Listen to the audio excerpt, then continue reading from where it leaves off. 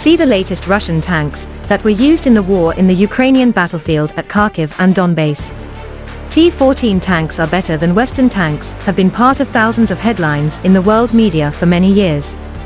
Everyone expected that we would see these tanks in Ukraine. Not that the Russian army has begun deploying one of their oldest tanks. Soviet-made T-62 tanks are poorly armored by modern standards, and modern vehicles rely on these tanks for very little protection, which will only exacerbate their losses. Russia. An estimated 15,000 Russian servicemen were killed in the operation. 271 cannons, 30 fixed-wing aircraft and an entire cruiser. The missiles that destroyed much of the Russian war machine proved to be hollow, with many examples of substandard quality.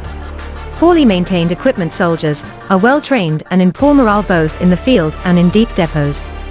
Russia has built relatively few tanks since the end of the Cold War, relying on thousands of Soviet-made T-72 and T-80 main battle tanks in the decades between 1970 and 1991.